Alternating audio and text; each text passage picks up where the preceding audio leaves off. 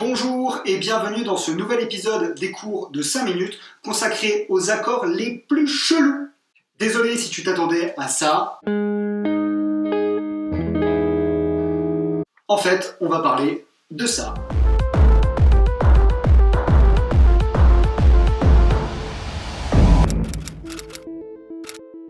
Concernant les accords de base, on a tous à peu près pigé qu'il fallait coller un E par ici, un S par là, mais dans certains cas, ça devient vraiment pointu.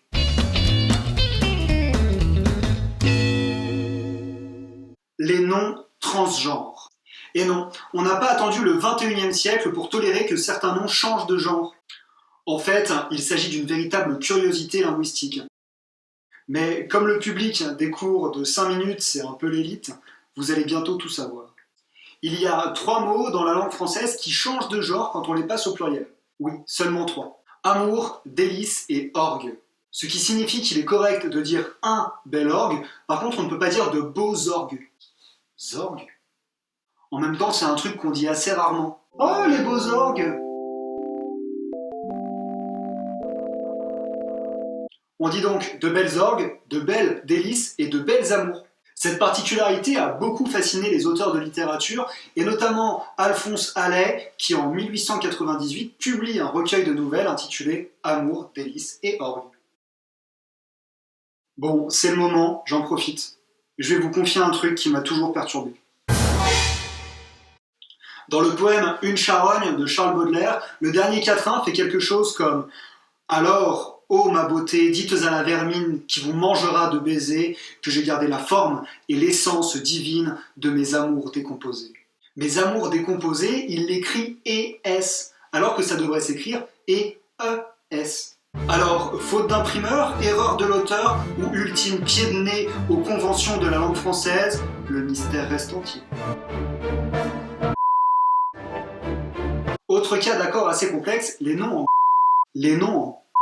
Bon, comme j'ai pas le droit de dire en. Les mots en C-U-L-E. C'est compliqué de savoir comment les accorder parce qu'ils se ressemblent tous. Et comme la plupart d'entre eux viennent au pluriel, on ne sait pas clairement s'ils sont masculins ou féminins. Des pédoncules, des ventricules, des renoncules, des cuticules ou des tentacules. Il m'en manque un. Au singulier, on a souvent du mal à dire s'il faut mettre le déterminant un ou une devant. Alors, on dit une cuticule, une renoncule, par contre, un ventricule, un pédoncule et un tentacule. Si vous connaissez d'autres mots qui riment avec ceci, faites vos recherches. Vous allez être surpris.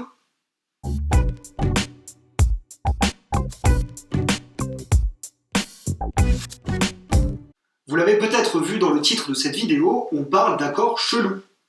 Mais chelous avec un X, avec un S, sachant que si je ne me trompe pas, avec le verlan qui consiste à dire les mots à l'envers, la fin du mot se retrouve au milieu. Je la mets où, moi, la marque du pluriel, si je veux avoir l'air moderne, mais pas trop bête, dans les titres de mes vidéos YouTube? Admettons que les gens qui parlent et qui écrivent verlan soient de ceux qui accordent encore en genre et en nombre. On peut considérer qu'on marque le pluriel à la fin du nouveau mot et pas à la fin de l'ancien. Donc, les keufs, K-E-U-F-S. Ça va, pas de problème. En même temps, xeuf, ce serait bizarre. Par contre, quand une meuf dit qu'elle est kéblo, on le met où le E? Et quand ta rhum, elle est relou, c'est pareil. Et puis, ripou, pourquoi on met un X à la fin? Ce mot n'est même pas dans la liste. Bijou, caillou, chou, genou, hibou, joujou, pou. Ripou? J'ai l'impression que pour ça, il n'y a pas de règle. Alors j'abandonne. Bonne journée.